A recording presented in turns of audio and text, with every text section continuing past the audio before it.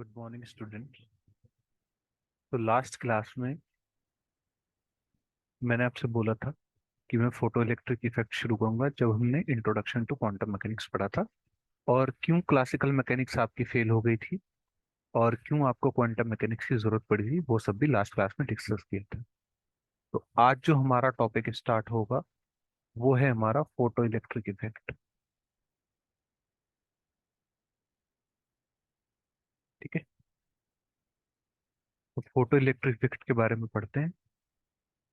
तो आप लिखेंगे the ejection of electrons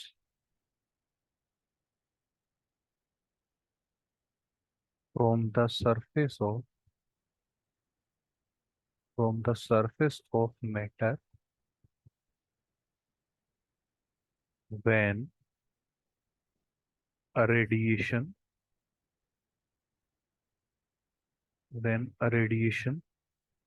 of sufficient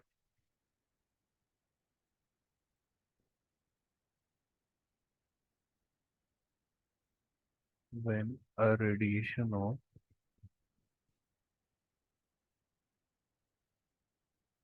sufficient frequency falls upon it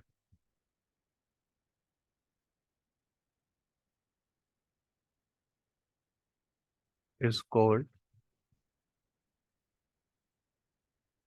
photoelectric effect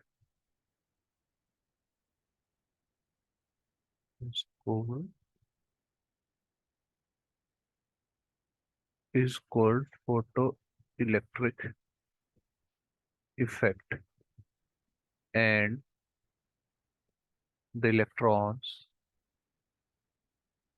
that are ejected are called photoelectrons। Clear? देखो क्या है, जिस तुम्हारा एक मेटर सरफेस है, ठीक है, ये तुम्हारा एक मेटर का सरफेस है।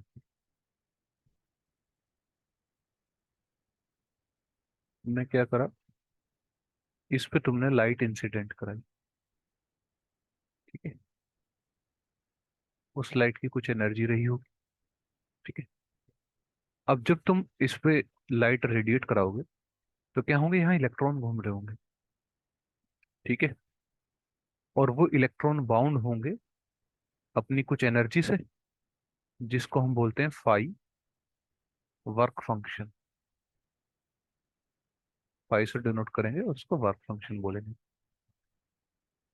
तो ये एनर्जी अगर तुम्हारी ज्यादा हो जाएगी उस वर्क फंक्शन से, इसलिए बोला सफिशिएंट फ्रीक्वेंसी। सफिशिएंट फ्रीक्वेंसी का मतलब क्या है, सफिशिएंट एनर्जी। ठीक है, इसको एनर्जी कर लेना, फ्रीक्वेंसी एनर्जी एक ही बात है, क्योंकि फ्रीक्वेंसी को एनर्जी से डिनोट कर सकते हैं। ठीक है, सफिशिएंट एनर्जी या फ्रीक्वेंसी दोनों लिख लेना। ठीक है, तो अगर ये उससे ज्यादा हो जाएगी तो क्या होगा, ये इलेक्ट्रॉन बाहर निकल आएंगे। तो उसी फिनोमेना को आपका फोटो इलेक्ट्रिक इफेक्ट बोलते हैं। क्लियर है? और इन इलेक्ट्रॉन्स को, ये जो बाहर निकल के आए, उनको बोलते हैं फोटो इलेक्ट्रॉन्स। क्लियर है? वर्क फंक्शन ऐसे ही समझ लो जैसे तुमने आयनाइजेशन पोटेंशियल पढ़ा होगा ना। किसी भी एटम के इलेक्ट्रॉन को बाहर निकालने के लिए जितनी एनर्जी चाहिए, जैसे ये न्यूक्लियस है और ये शेल्स हैं जिनमें इलेक्ट्रॉन घूम रहे हैं। ठीक, इलेक्ट्रॉन है ये, ठीक है, यहाँ घूम रहे हैं। और इन इलेक्ट्रॉन को बाहर निकालने के, यहाँ तुमने रेडिएशन एमिट करी, ऐसे ही बहुत सारे एटम होंगे इसमें। ठीक है, और तुमने लाइट इंसिडेंट कराई और ये इलेक्ट्रॉन बाहर निकल गया, ये इलेक्ट्रॉन बाहर निकल गया, हमें नहीं पता कौन सा निकला है। ठीक है, तो इलेक्ट्रॉन बाहर निकला, इन इलेक्ट्रॉन्स को ही हम बोलते हैं फोटो इलेक्ट्रॉन्स। और ये जो फिनोमिना हुआ इस फिनोमेना को बोलते हैं फोटो इलेक्ट्रिक इफेक्ट। क्लियर है? तुमने ये जो अमीशन पढ़ा होगा ना, ये क्या बोलते हैं, इलेक्ट्रॉन का बाहर निकलना मैटर से, ये और भी तरीके से पढ़ा होगा। जैसे तुमने थर्मोआयनिक अमीशन पढ़ा होगा, ठीक है।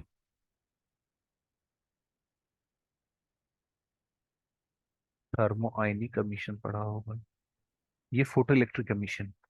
और एक तुमने पढ़ा होगा फील्ड अमीशन पढ़ा होगा, फोटोडायोड में, ठीक है। यहाँ क्या करेंगे, हीट जनरेट कराएंगे और उससे तुम्हारे इलेक्ट्रॉन बाहर निकलेंगे मैटर से। यहाँ पे क्या करेंगे, पोटेंशियल डिफरेंस क्रिएट करेंगे, ठीक है। और फिर इलेक्ट्रॉन्स को बाहर निकलवाएंगे। जैसे क्या होगा, ये तुम्हारा मैटर है, अब मैंने इस पे इलेक्ट्रिक फील्ड लगा दी, ठीक है। इधर मैंने क्या करा, एक पॉजिटिव इलेक्ट्रिक फील्ड लगा दी बहुत ज्यादा, ठीक है। पोटेंशियल डिफरेंस क्रिएट करा, यहाँ पॉजिटिव है यहाँ नेगेटिव है। तो क्या करेगा, ये इसको अट्रैक्ट करेगा और यहाँ से इलेक्ट्रॉन निकल जाएंगे इस मैटर से। क्लियर? लेकिन हम ये नहीं, ये सब नहीं पढ़ रहे, हम फोटो इलेक्ट्रिक एमिशन पढ़ रहे हैं, ठीक है। जब फोटॉन्स की मदद से तुम्हारा एमिशन हो, ठीक है। तो I think I am have made my self clear. Okay, now, ठीक है। इसके, ये जो एक्सपेरिमेंट था, ठीक है, फोटो इलेक्ट्रिक इफेक्ट का, ये तुम्हारा हुआ था, हेनरी हर्ट्ज ने किया था, ठीक है, इन 1887। क्लियर? और हेनरी हर्ट्ज ने जब एक्सपेरिमेंट करा, तो उसने कुछ एक्सपेरिमेंटल ऑब्जर्वेशन लिखी, ठीक है। Firstly, this experiment this experiment was conducted by Henry Hertz and its successful theoretical, yeah, its successful theoretical explanation was given by Albert Einstein। Clear? ठीक है। तो अब हम देख लेते हैं हेनरी हर्ट्ज ने क्या क्या एक्सपेरिमेंटल ऑब्जर्वेशंस देखी थी, ठीक है। हम देख रहे हैं एक्सपेरिमेंटल ऑब्जर्वेशन, जब वो उसने एक्सपेरिमेंट करवाया, एक्सपेरिमेंटल ऑब्जर्वेशन, ठीक है। तो उसकी पहली एक्सपेरिमेंटल ऑब्जर्वेशन थी, if the frequency of incident radiation या लाइट, ठीक है। लाइट एक पार्ट है रेडिएशन का, ईएम जो इलेक्ट्रोमैग्नेटिक स्पेक्ट्रा होता है ना, जो तुमने पढ़ा है, ठीक है, उसका विजिबल लाइट एक पार्ट है। जैसे यहाँ तुम्हारा रेडियो वेव आएगा, ठीक है, माइक्रोवेव आएगा, फिर तुम्हारा आईआर आएगा। ये इंक्रीजिंग ऑर्डर है फ्रीक्वेंसी का, ठीक है। और ये इंक्रीजिंग ऑर्डर हो जाएगा तुम्हारा, आईआर आएगा, उसके बाद ये विजिबल आएगा रेड से लेके वोयलेट तक, ठीक है। फिर उसके बाद तुम्हारा क्या बोलते हैं, यूवी आएगा, उसके बाद एक्सरे, उसके बाद गामा रे। क्लियर है? तो रेडिएशन, ये पूरा इलेक्ट्रोमैग्नेटिक रेडिएशन का पार्ट है, जिसमें से ये जो विजिबल लाइट है, ठीक है, वो भी रेडिएशन होगी, और ये पूरा भी रेडिएशन है। लेकिन हम फोटो इलेक्ट्रिक इफेक्ट में ना यही यूज करते हैं ज्यादातर, मतलब इतने में काम हो जाता है, ठीक है। बाहर भी जा सकते हैं, लेकिन रेडिएशन मतलब फोटो इलेक्ट्रिक इफेक्ट शो हो जाएगा, ठीक है। तो पहली एक्सपेरिमेंटल ऑब्जर्वेशन थी, if the frequency of the incident radiation is less than, is less than the threshold, less than the threshold frequency new not, इसको न्यू से डिनोट कर लेंगे फ्रीक्वेंसी को। ठीक है, तो ये हो गई तुम्हारी nu naught. Then no, no ejection of photo electron. Then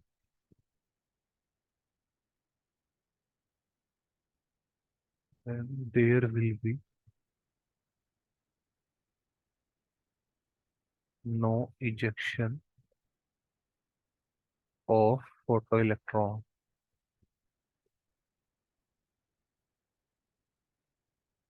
from the surface of matter. Clear है? सेकंड देखो, सेकंड है तुम्हारा if nu is greater than nu naught, मतलब frequency of the incident radiation, if the frequency of incident radiation is greater than the threshold frequency, then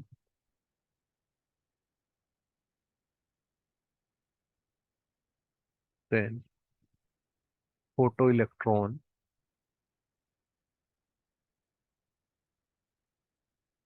photoelectron will be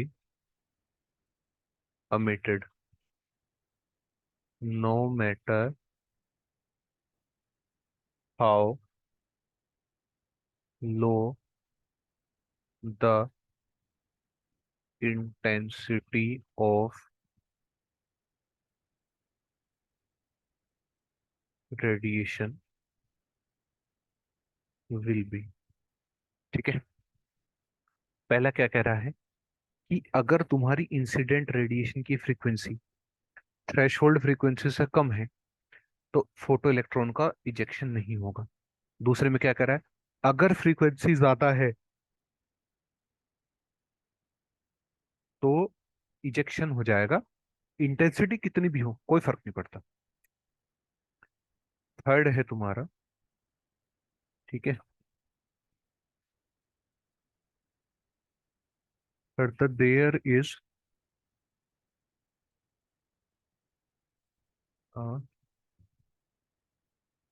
नहीं, third लिखना, at any frequency, at any frequency above new not the number of photo electron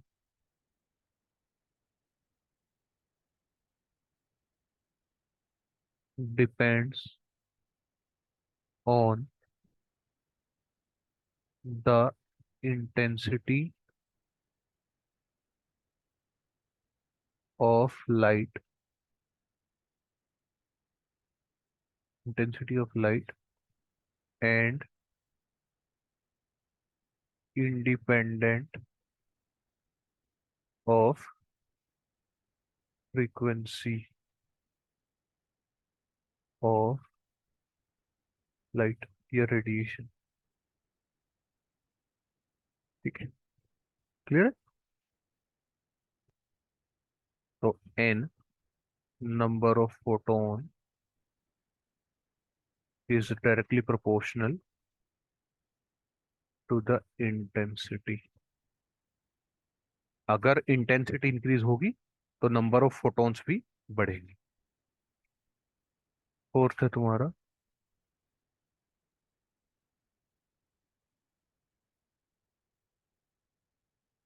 the kinetic energy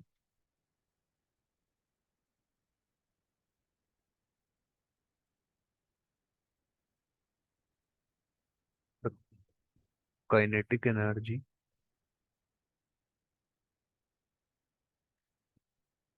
of the ejected electron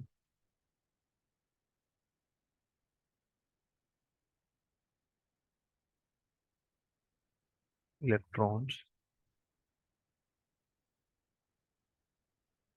depends on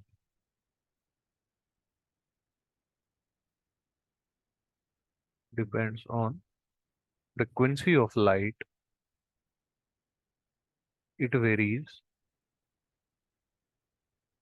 linearly with frequency. Clear है?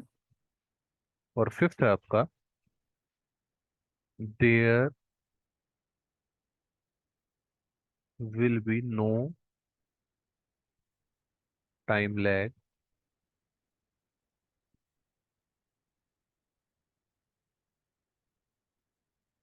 There will be no time lag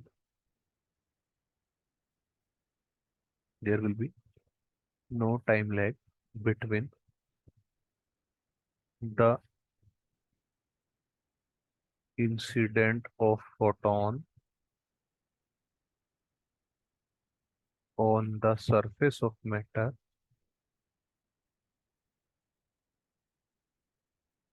and emission of electron.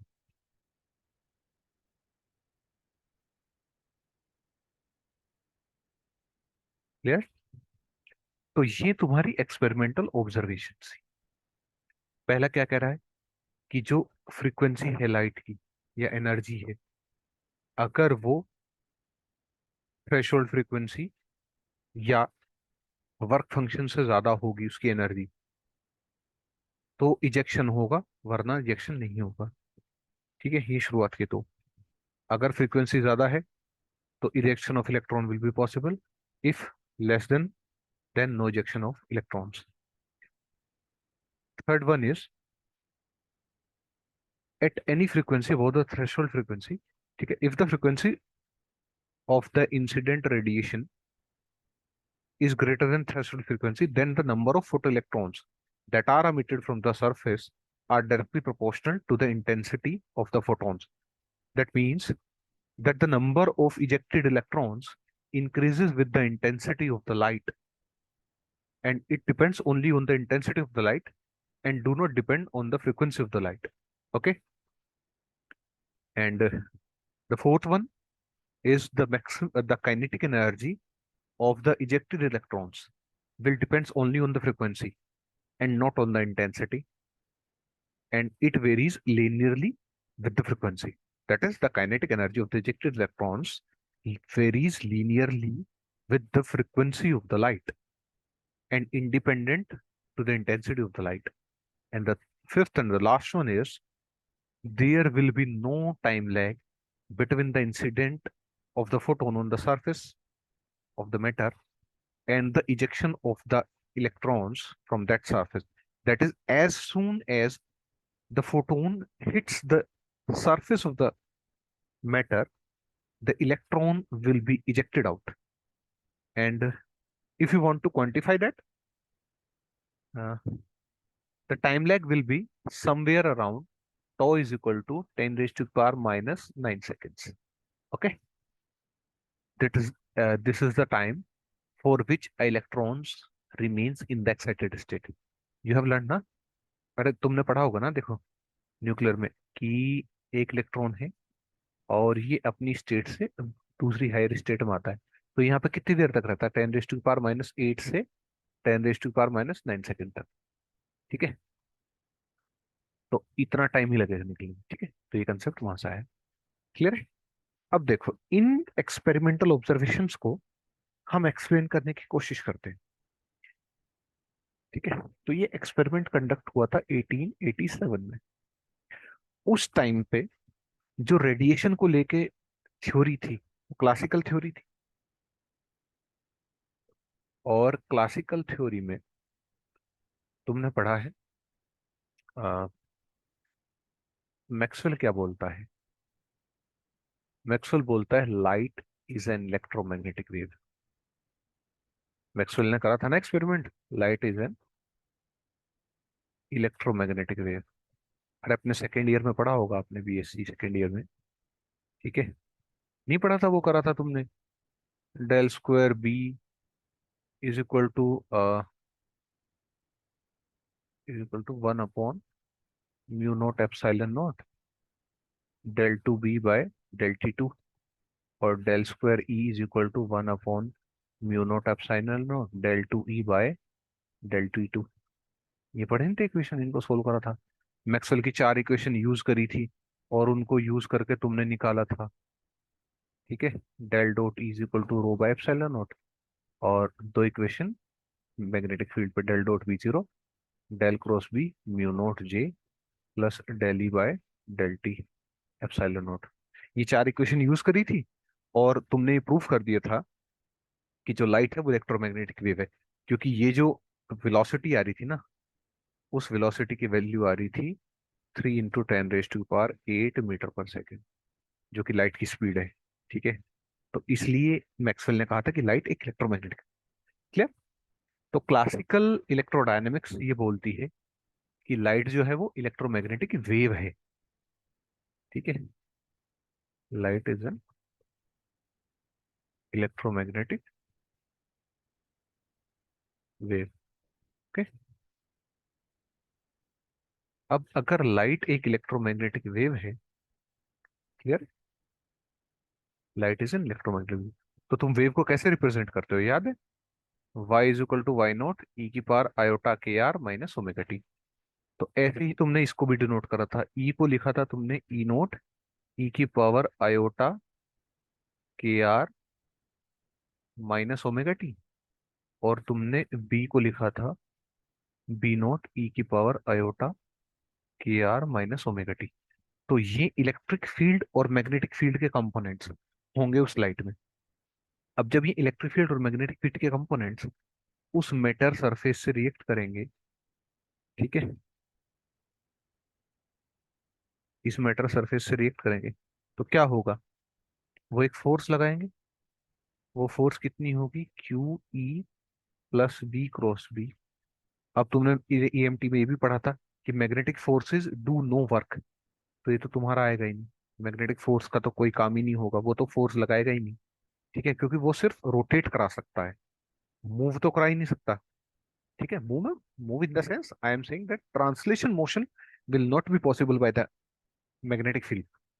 Translation motion will only be possible with the help of electric field. Okay, मैंने अभी ये बोला कि जो magnetic field है ना, वो ऐसे मूवमेंट नहीं करा पाएगी, सरफेस से बाहर नहीं निकाल पाएगी। मैग्नेटिक फील्ड उसको ज्यादा से ज्यादा रोटेट करा सकती है। ठीक है, पढ़ा होगा ना, magnetic field only creates rotation of the charge particles. Okay, तो मैग्नेटिक फील्ड का तो नहीं होगा, तो ये क्या करेगा, ये इस पर फोर्स लगाएगा, इस इलेक्ट्रॉन पे फोर्स लगाएगी इलेक्ट्रिक फील्ड जब इंटरेक्शन होगा। और ये फोर्स अगर इतनी ज्यादा हो गई, ठीक है, यहां से देखो ओमेगा, ठीक है, अगर ये फिर ये फोर्स इसकी इलेक्ट्रिक फील्ड की फोर्स इतनी ज्यादा हो गई इसमें कि ये इसको बाहर निकाल पाए, तो हम बोल देंगे कि thermo photo electric emission. Okay, clear, समझ पा रहे हो ना? ठीक है, तुमने भी पढ़ा होगा कि work done is equal to change in kinetic energy. Okay, और अगर ये इतना हो गया वर्क डन, ठीक है, एफ डॉट डी आर, ये इतना हो गया कि इसको ओवर का पावर कर पा रहा है, तो तुमको काइनेटिक एनर्जी मिल जाएगी। क्लियर है? अब देखो, अगर यहाँ तक चीजें क्लियर है, तो तुमने इलेक्ट्रिक फील्ड का इंटेंसिटी पढ़ी होगी। ठीक है, एनर्जी चाहिए ना मेरे को, तो इंटेंसिटी का फॉर्मूला होता है एनर्जी। इसमें एनर्जी ऐसे ही तो निकलेगी, एनर्जी पर यूनिट एरिया पर यूनिट टाइम। क्लियर? अब वो जो तुम्हारी रेडिएशन थी, तो यहां से अगर मैं एनर्जी की वैल्यू निकालूं, तो क्या आ जाएगा? Intensity into area into time. Simplicity के लिए मैं एरिया 1 मीटर स्क्वायर ले लेता हूँ उस सरफेस का। ठीक है, ये जो तुम्हारा सरफेस है ना, ये जो सरफेस, इस सरफेस एरिया, ये जो एरिया है, ये एरिया में 1 मीटर स्क्वायर ले लेता हूँ, सिंपली कैलकुलेशन सिंपल करने के लिए। ठीक है, 1 मीटर स्क्वायर। क्लियर? अब देखो, तो एनर्जी मेरी आ गई कितनी? एनर्जी आ गई इंटेंसिटी इंटू टाइम। अब मैं मान लेता हूं कि ये जो इंटेंसिटी इंसिडेंट हुई है, दो केस ले लेता हूँ, ठीक है, एक I1 है और एक मेरे पास I2 है। एक बार मैं I1 ले लेता हूँ 0.5 electron volt. Intensity of incident, intensity of incident radiation. Clear है। और दूसरी बार I2 ले लेता हूँ 5 इलेक्ट्रॉन वोल्ट।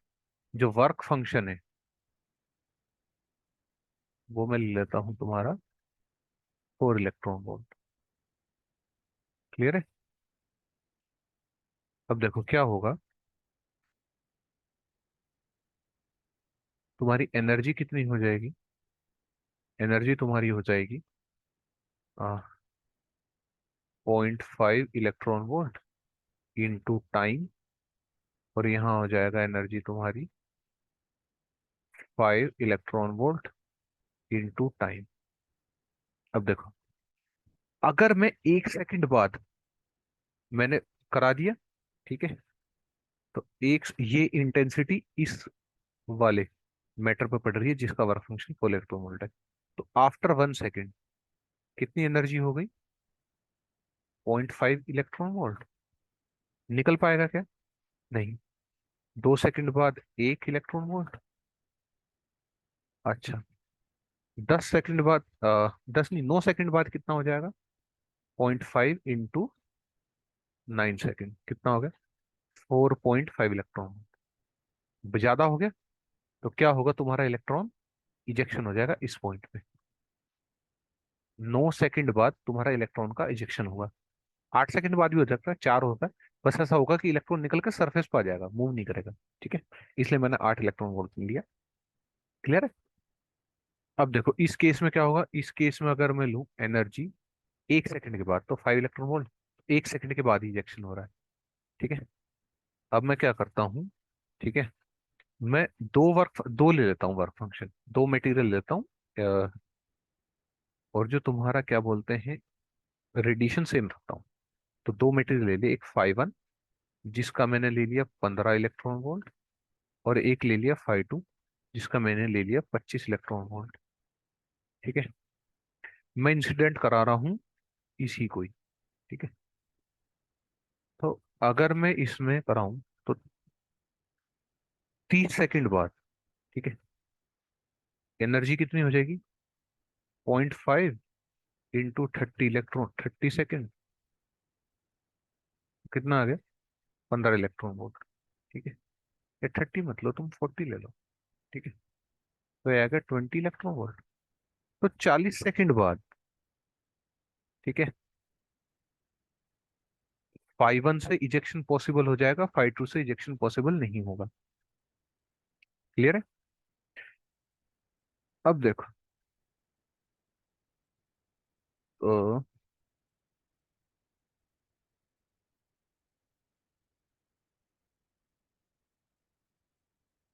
ये हो गया तुम्हारा पहला पॉइंट। देखो क्या बोल रहा है।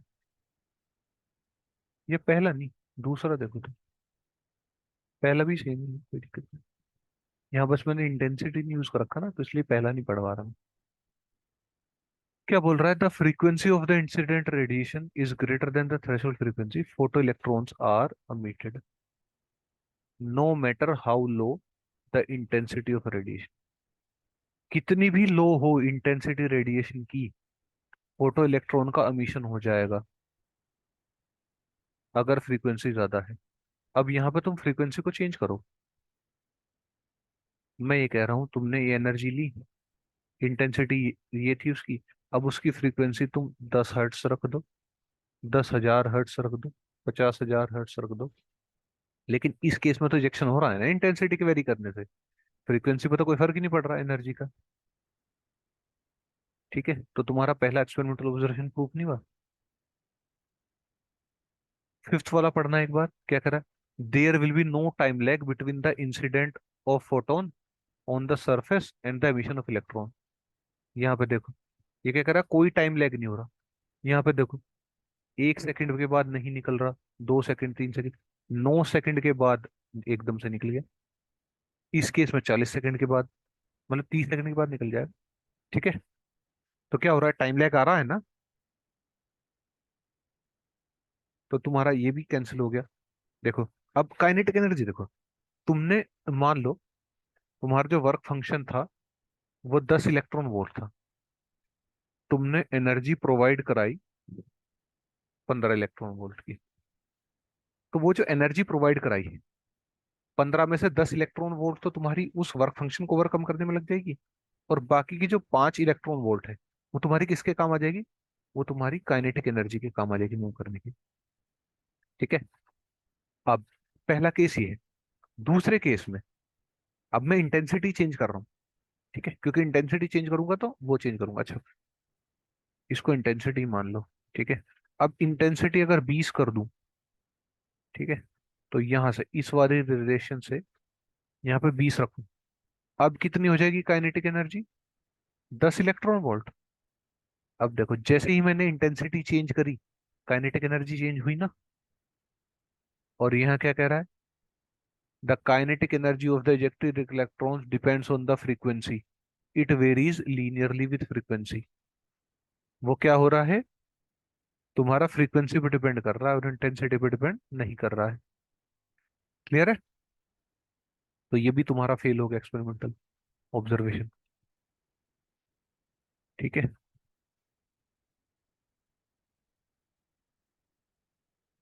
तो अब जब ये फेल हो गया, तो हमने क्या करा फिर? आइंस्टीन ने यूज किया क्वांटम मैकेनिक्स का। ठीक है, एक्सप्लेन करने के लिए। तो क्वांटम मैकेनिक्स ने इसको कैसे एक्सप्लेन कर दिया, वो देखो अब तुम। ठीक है। तो ये तुम्हारा मैटर है। ठीक है। इस पे रेज इंसिडेंट होंगी।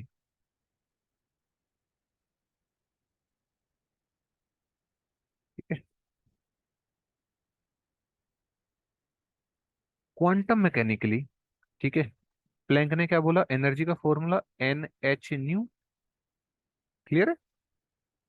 तो इंटेंसिटी कितनी आ जाएगी तुम्हारी? एनर्जी पर यूनिट एरिया पर यूनिट टाइम, तो NH न्यू/80। क्लियर है?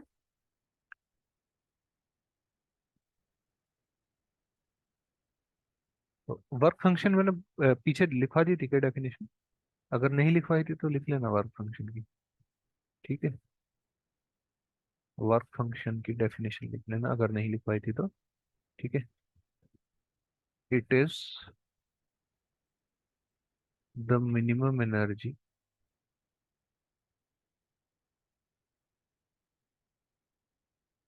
The minimum energy required to eject the electron. ठीक है। तो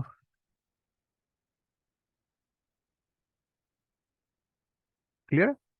अब देखो, इंटेंसिटी जो है, H न्यू जो है, किसी भी रेडिएशन के लिए कांस्टेंट होगा। H क्या है? Planck's constant. और फ्रीक्वेंसी उस लाइट के रेडिएशन की।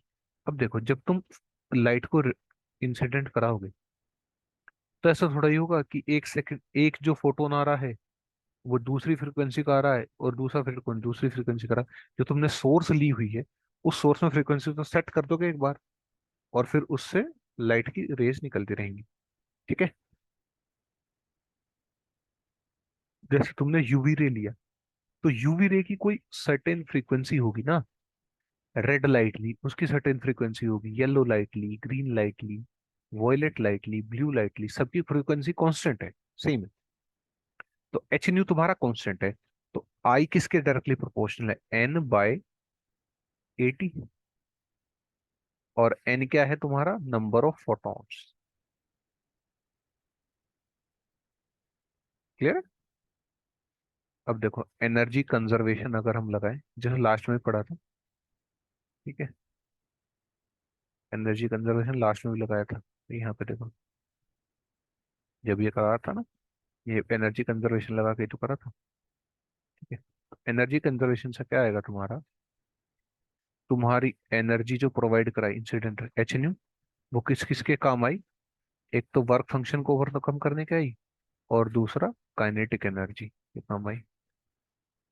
ठीक है। अब वर्क फंक्शन को लिख सकते हैं H nu not. Work function को लिख सकते हैं H nu not, where nu not is the threshold frequency. ठीक है। और ये जो फाई है ना, ये हर मैटर के लिए कांस्टेंट होगा। ठीक है। ये मतलब कैरेक्टरिस्टिक है उस मटेरियल की, उस मैटर की। जैसे तुमने ये मटेरियल सोडियम लिया हुआ है, तो सोडियम का वर्क फंक्शन कांस्टेंट होगा। ठीक है। पोटेशियम ले रखा है, कुछ भी ले रखा है।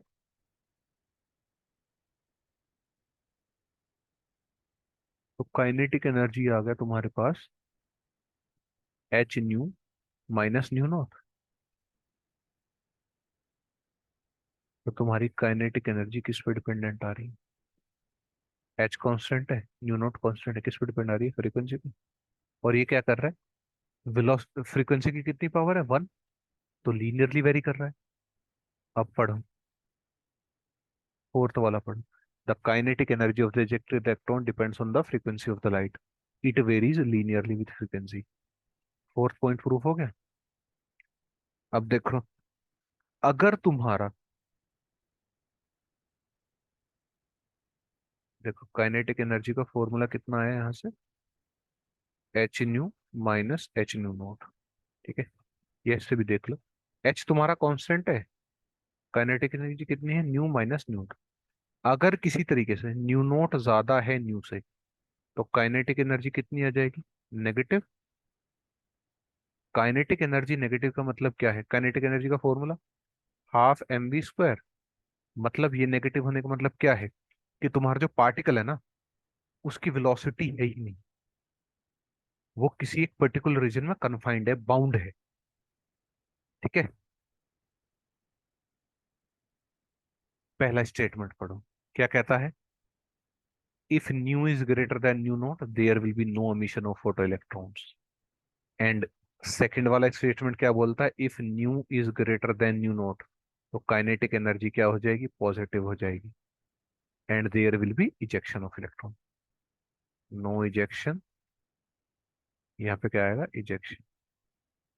तो दोनों एक्सपेरिमेंटल हो गए। ठीक है। एक तुम्हारा ये भी हो गया, फोर्थ वाला भी। अब तुम्हारा थर्ड वाला बचा। ठीक है। अब देखो क्या बोल रहा है थर्ड वाला? थर्ड वाला बोल रहा है at any frequency more than nu not the number of photo electron depends on intensity of the light. Number of photo electrons. देखो, एक फोटोन आया, एक फोटोन आया, एक इलेक्ट्रॉन के साथ इंटरेक्ट करा और इलेक्ट्रॉन को बाहर निकाल दिया। दूसरा फोटोन आया, दूसरे के साथ इंटरेक्ट करा, इलेक्ट्रॉन को बाहर निकाल दिया। हम ना कन्वर्जन रेट पढ़ते हैं एक। ठीक है। कन्वर्जन रेट मतलब एक जो फोटोन है, वो कितने इलेक्ट्रॉन के साथ इंटरेक्ट कर रहा है। तो अगर तो तुमको कन्वर्जन रेट दिया हुआ हो, नहीं दिया हुआ हो, तो 100% मान के चलते हैं। 100% का मतलब ये है कि पहली तो बात, जितने भी फोटोन आए हैं वो सब इंटरेक्ट कर रहे हैं। दूसरा कि एक फोटोन एक ही के साथ इंटरेक्ट कर रहा है, एक फोटोन एक इलेक्ट्रॉन के साथ इंटरेक्ट कर रहा है। तो अगर मान लो 1000 फोटोन्स आए, ठीक है, तो तुम्हारे 1000 फोटोन का 1000 इलेक्ट्रॉन का एमिशन होगा। अगर 5000 फोटोन है तो 5000 का। अगर तुम्हारा कन्वर्जन रेट 50% है और तुमने 1000 फोटोन इंसिडेंट कराए, तो उस केस में तुम्हारा क्या होगा? तुम्हारे 500 इलेक्ट्रॉन्स का एमिशन होगा। समझ में आ गया? तो अगर कुछ ना दिया हो तो कन्वर्जन 100% लेके चलते हैं। मतलब एक फोटोन एक इलेक्ट्रॉन के साथ इंटरेक्ट कर रहा है। अगर दे रखा है तो फिर देख लेना, 40% होगा तो 400 आ जाएगा, और 90% होगा तो 900 आ जाएगा। ठीक है। नॉर्मली हम कन्वर्जन रेट 100% लेके चलते हैं। ठीक है। अभी मैंने इंटेंसिटी का बताया था, N H nu upon 80। H nu constant है, तो एन अपॉन 80। एरिया भी कॉन्स्टेंट ही होगा। ऐसा थोड़ा ही कि तुम्हारा जो मैटर का सरफेस एरिया है, या जो मटेरियल है जिस पे तुम इंसिडेंट कर रहे हो, वो घटता बढ़ता रहता होगा। ये जो है, ये जितना ले लिया स्पेसिमेन उतना ही होगा ना इसका एरिया, ये घटता बढ़ता थोड़ा ही रहेगा। ठीक है। तो आई तुम्हारा प्रोपोर्शनल आ गया एन बाई टी के। नंबर ऑफ इलेक्ट्रॉन पर यूनिट टाइम।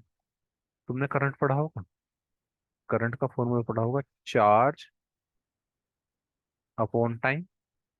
ठीक है। अब तुम अपनी ट्वेल्थ क्लास याद करो। ट्वेल्थ क्लास में तुम चार्ज को क्या लिखते थे? Number of electrons into electron का चार्ज, एक इलेक्ट्रॉन का चार्ज, अपॉन टाइम। ये एन बाई टी क्या है तुम्हारा? ये इंटेंसिटी तो है, यहां से।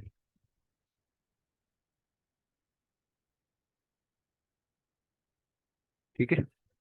तो जो फोटो करंट है वो तुम्हारा, वो किसके प्रोपोर्शनल आ गया? इंटेंसिटी ऑफ लाइट की। क्लियर है? तो तुम्हारे जितने भी थे, और देखो, तुम्हारी क्वांटम मैकेनिक्स क्या बोलती है, मतलब तुमने पढ़ा होगा कि जैसे ही फोटोन इंटरेक्ट करेगा एकदम से इजेक्शन होगा। ठीक है। वही पता है ना, 10⁻⁻8 सेकेंड लगते हैं। ठीक है। तो तुम्हारा ये क्या बोलते हैं, एक्सपेरिमेंटल ऑब्जर्वेशन थ्योरेटिकल के साथ मैच करेगा। जैसे ही मैंने ये कंसेप्ट इंक्लूड करा, प्लैंक्स क्वांटाइजेशन लॉ। ठीक है। ये है तुम्हारा प्लैंक्स क्वांटाइजेशन लॉ। हाँ, प्लैंक्स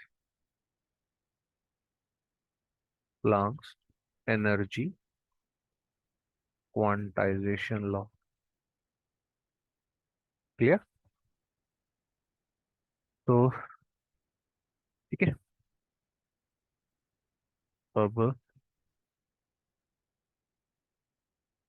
अब ये प्रूफ हो गया, मतलब एक्सपेरिमेंटल ऑब्जर्वेशन थ्योरेटिकल एविडेंस के साथ प्रूफ कर दी। अब तुम्हारा ये आता है kinetic energy is equal to H nu minus nu naught. ठीक है। अब एच न्यू नॉट तुम्हारा वर्क फंक्शन था। ठीक है। तो इसको H C by lambda naught भी लिख सकते हैं, या कहीं कहीं पे H C by lambda threshold भी लिखा हुआ दिखाई देगा। क्लियर है? ठीक है। अब देखो, हाँ, तुम्हारा क्या होगा?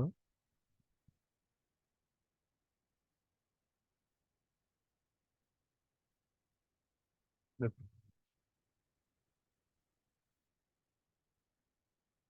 ये तुमने मटेरियल सरफेस लगाया, ये मटेरियल सरफेस है, इस पे रेज इंसिडेंट कराई एच एन फ्रीक्वेंसी की, और यहाँ से इलेक्ट्रॉन निकले। इधर तुमने क्या करा? इधर एक पॉजिटिव पोटेंशियल प्रोवाइड करा दिया। ठीक है। पोटेंशियल डिफरेंस प्रोवाइड करा दिया। और यहाँ तुमने क्या करा? एक गैल्वेनोमीटर लगा दिया। गैल्वेनोमीटर, ये पोटेंशियल। तो जैसे ही ये इलेक्ट्रॉन इससे टकराएगा, करंट फ्लो करना शुरू करेगा और इस गैल्वेनोमीटर में डिफ्लेक्शन दिख जाएगा। तो ये हो गया तुम्हारा डिटेक्शन ऑफ।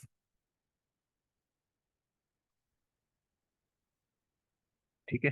ये apparatus ऐसे सेटअप है, ये सेटअप है तुम्हारा डिटेक्शन ऑफ इलेक्ट्रॉन्स के लिए। ठीक है। एक और बनता है, वो होता है measurement of kinetic energy of electron. ठीक है। Measurement of kinetic energy of electrons. ठीक है। उसमें क्या करेंगे? अब देखो, काइनेटिक एनर्जी मेजर करनी है, तो हम कैसे मेजर कर सकते हैं? ये जो इसमें इनकी काइनेटिक एनर्जी, ये जो बाहर निकल रहे हैं, इनको इससे तुम एनर्जी प्रोवाइड करा रहे हो, एक्सीलरेट करा रहे हो। अगर इसी को ही हम इसके इक्विवेलेंट कर दें, यहाँ पे देखो,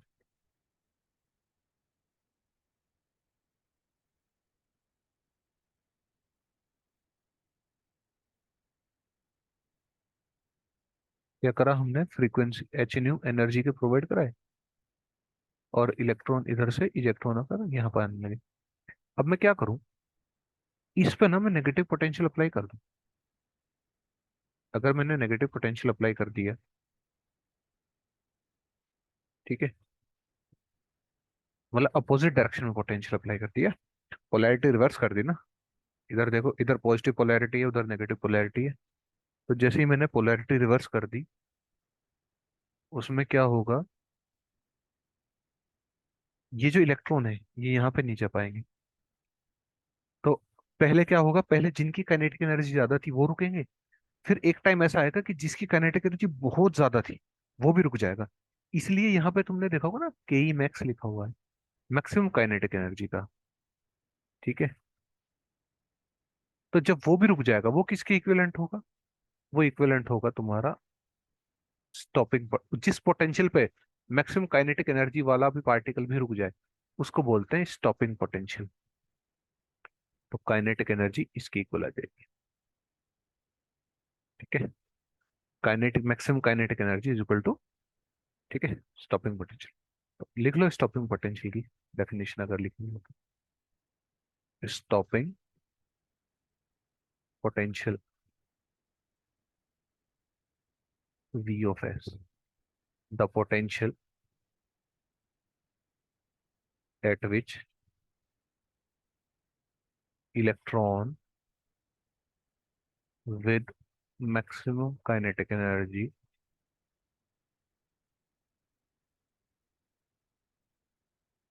is stops। ठीक है, या स्टॉप। ठीक है। तो kinetic energy maximum is equal to stopping potential. ठीक है। अब देखो क्या है। अच्छा, इसमें ये तो एक्सप्लेन कर दिया था ना मैंने तुमको। यहाँ पे देखो, जो एनर्जी कंजर्वेशन बताया था तुमको, क्या आया था, H nu is equal to kinetic energy plus work function. H nu क्या है, एनर्जी ऑफ इंसिडेंट रेडिएशन। ठीक है, ये वर्क फंक्शन है। ठीक है, और ये काइनेटिक एनर्जी इलेक्ट्रॉन की, kinetic energy of electron, work function of metal. और इसी को तुमने क्या लिख दिया था, kinetic energy is equal to H nu minus H nu naught, H nu minus nu naught के ही मैक्स। अगर इसको हम प्लॉट करें, ग्राफ प्लॉट करूं मैं, किस किस के बीच में, काइनेटिक एनर्जी के बीच में और फ्रीक्वेंसी के बीच में, तो क्या होगा, स्ट्रेट लाइन आएगी, y is equal to m x plus c से कंपेयर करो। ठीक है। तो तुम्हारा कुछ कुछ ऐसा ग्राफ आएगा। ठीक है। ये क्या है, तुम्हारा न्यू नोट है, और ये तुम्हारा माइनस एच न्यू नोट।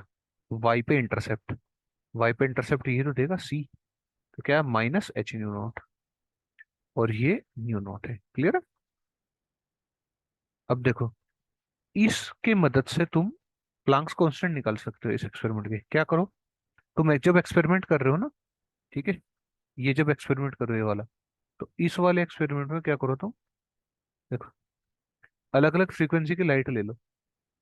ठीक है, फ्रीक्वेंसी को वेरी करो, एक बार 2 हर्ट्स ले लो, एक बार 3, एक बार 5। ठीक है, ऐसे ही वेरी करते चले जाओ, और उसी के रेस्पेक्ट में काइनेटिक एनर्जी चेंज होती जाएगी जैसे ही चेंज करते जाओगे।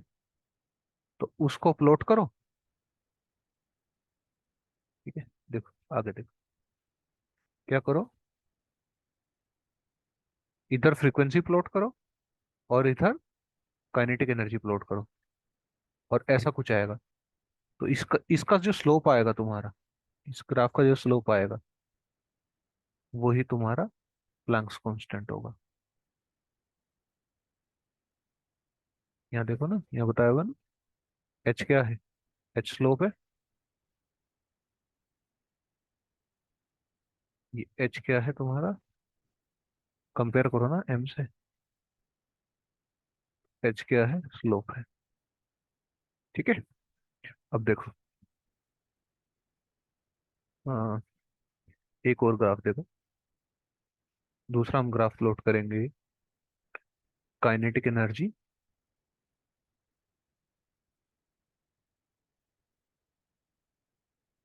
काइनेटिक एनर्जी में और इंटेंसिटी में। इंटेंसिटी को इंडिपेंडेंट है, ऐसा ग्राफ आ जाएगा। न्यू कांस्टेंट है, मतलब फ्रीक्वेंसी कांस्टेंट है। क्लियर है? तो कांस्टेंट फ्रीक्वेंसी पे इंटेंसिटी को कितने वेरी कराओ, काइनेटिक एनर्जी कांस्टेंट रहेगी। क्लियर? तो अगर ये क्लियर है तो इसके बाद एक ग्राफ और देखो। ये ग्राफ हम प्लॉट करेंगे तुम्हारा फोटो करंट, आईपी है तुम्हारा फोटो करंट, और यहाँ आएगा तुम्हारा वी, पोटेंशियल डिफरेंस। देखो,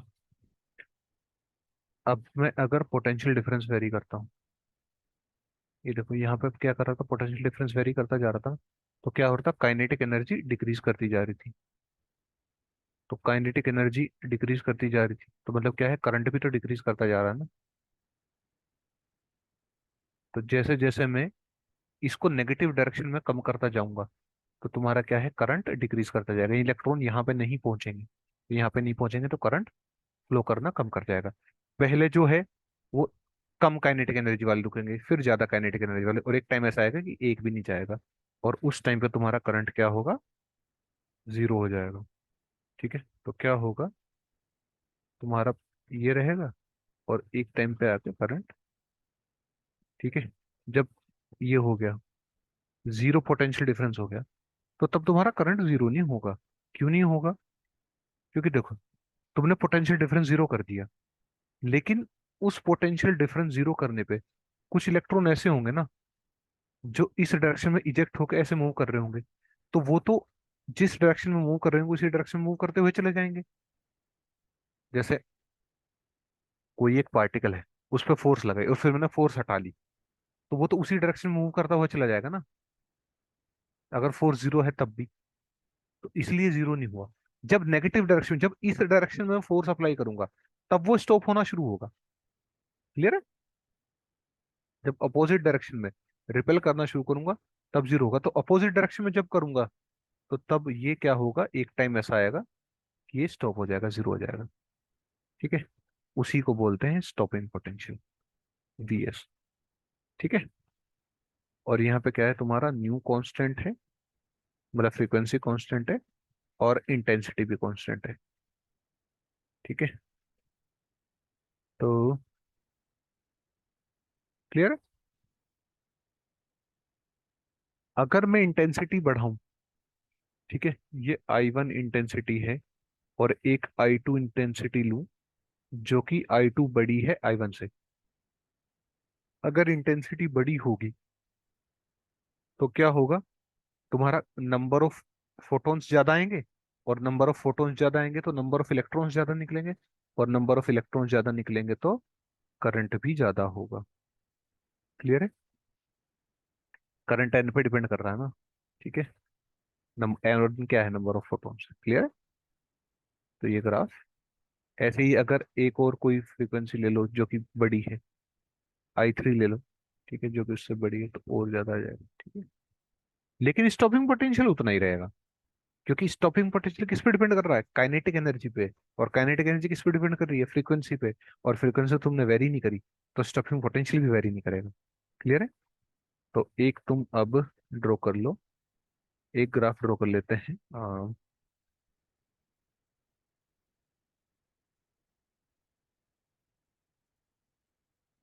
सेम फोटो करंट पे ही, ठीक है, और पोटेंशियल डिफरेंस पे ही। ठीक है, वी, पोटेंशियल डिफरेंस। ठीक है? तो क्या होगा तुम्हारा, आई भी कांस्टेंट है और न्यू भी कांस्टेंट है, ये न्यू वन के लिए है। तो क्या आएगा, स्टॉपिंग पोटेंशियल वन।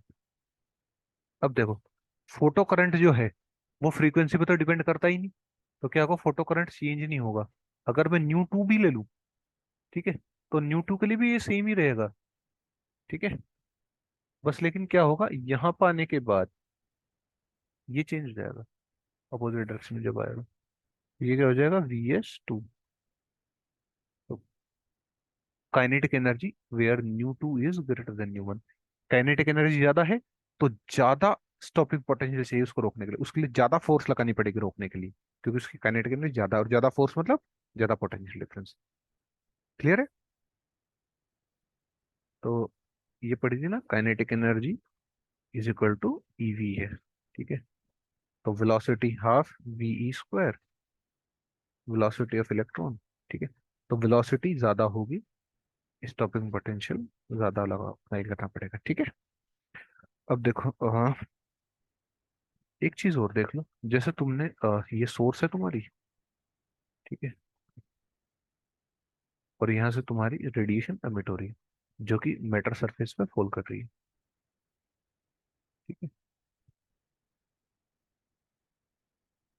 अगर मैं,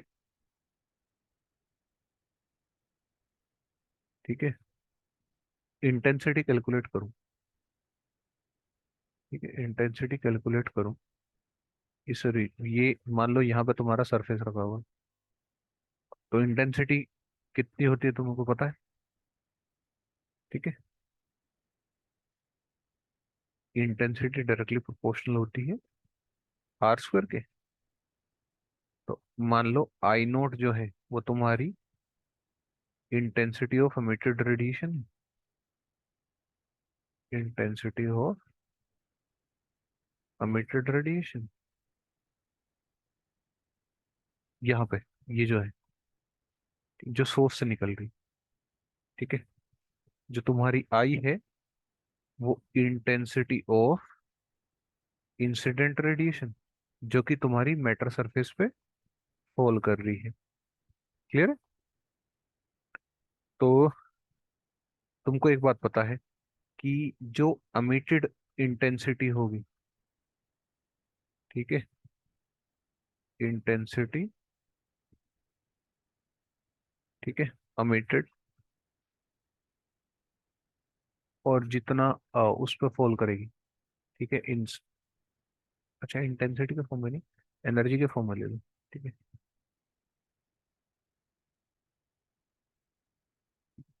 तो एनर्जी एमिटेड,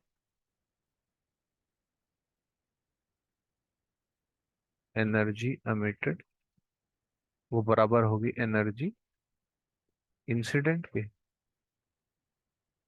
और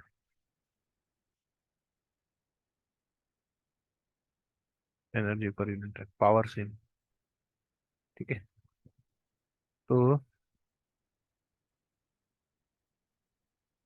इंटेंसिटी को क्या लिख सकते हैं? इंटेंसिटी को लिखते हैं एनर्जी पर यूनिट एरिया पर यूनिट टाइम, इंटेंसिटी इंसिडेंट की। ठीक है। तो ये क्या हो जाएगा, I naught into area of source upon area of surface. Clear है? यहाँ जो एनर्जी है ना, उस एनर्जी को क्या लिख सकते हैं हम? एनर्जी पर यूनिट टाइम। वो कितनी है? एनर्जी पर यूनिट टाइम को यहाँ से इंटेंसिटी से रिलेट कर सकते हैं, तो आई आई नोट हो गया अपॉन ये एरिया बचा ही हुआ है, और इसका भी फिर आई नोट अपॉन एरिया, तो वही लिखा हुआ है।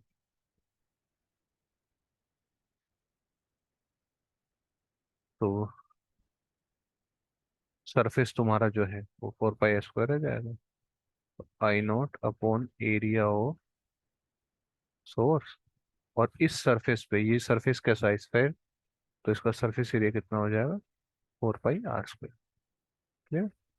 तो फॉर्मूला याद रखना, I is equal to I naught energy of emitted radiation upon 4 pi r square into area of source.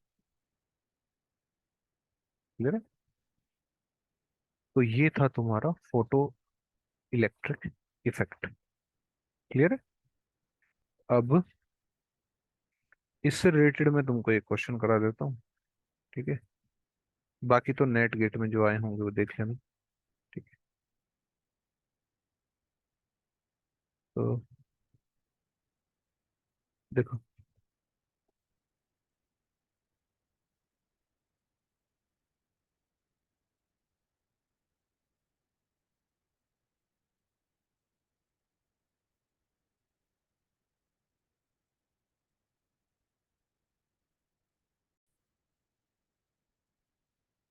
देखो क्वेश्चन है तुम्हारा, when a metallic surface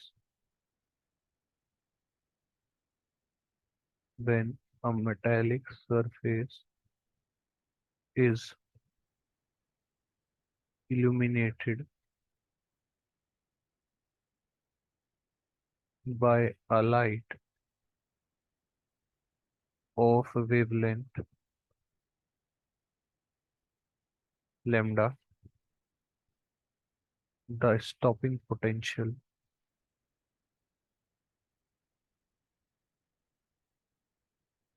is V naught. When the same source is the same surface, the surface is illuminated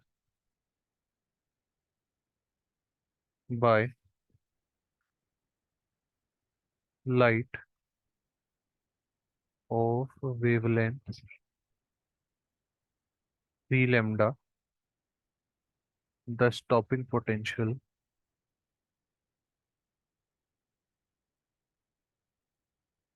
changes to 3 V naught,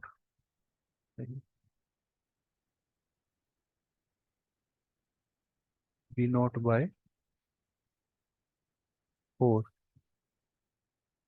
The threshold wavelength, the threshold wavelength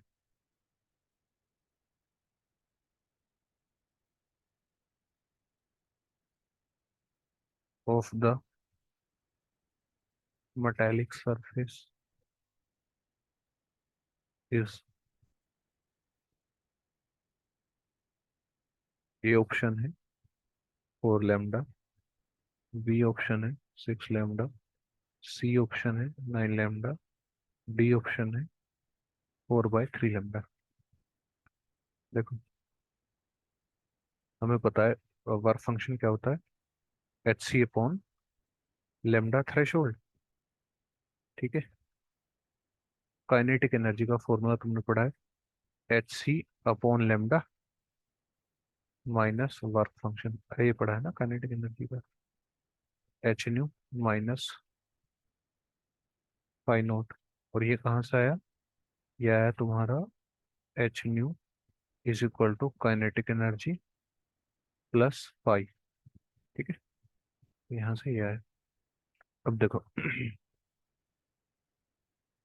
kinetic energy की जगह क्या लिख सकते हैं, stopping potential V S, और V S को किससे denote कर रहा है, वी नॉट से, तो वी एस ना लेके वी नॉट ही ले लो तुम।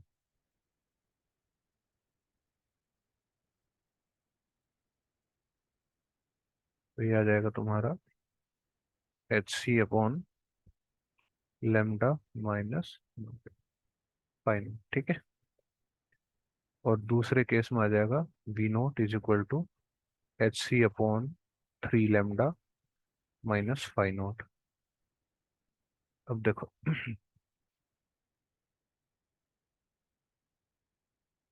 दोनों इक्वेशन से क्या करो तुम,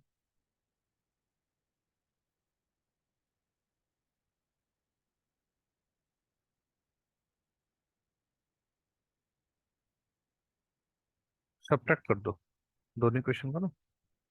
एक काम करो, ये वी नॉट बाय 4 है। ठीक है,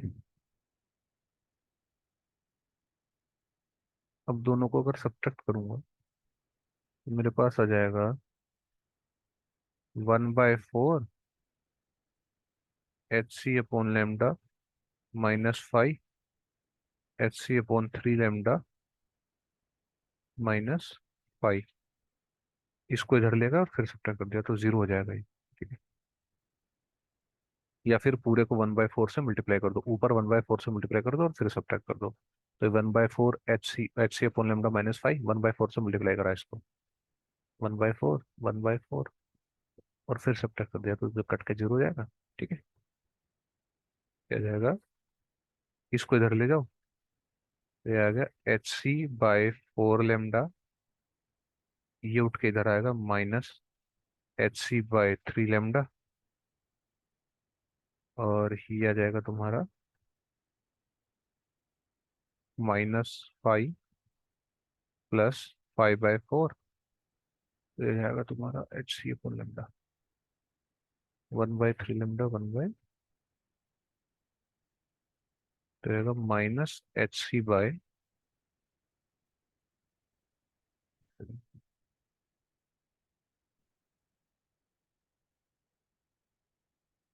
-HC/लेमडा कॉमन लो, 1/4 -1/3, 5 कॉमन लो, 1/4 - 1, HC/लेमडा कितना है, 12।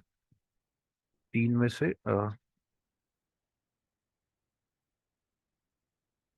कितना है, 3 - 4 -1, और ये कितना है 5, 1 - 4 -3/4, तो माइनस से माइनस कैंसिल आउट हुआ, 4 × 3 = 12 और 3 × 3 = 9, तो 5 आ गया HC/9 लेमडा।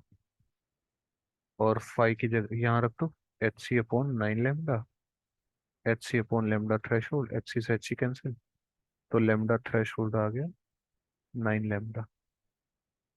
क्लियर। तो ऐसे ही क्वेश्चन आते हैं, ऐसे ही आएंगे। ठीक है। तो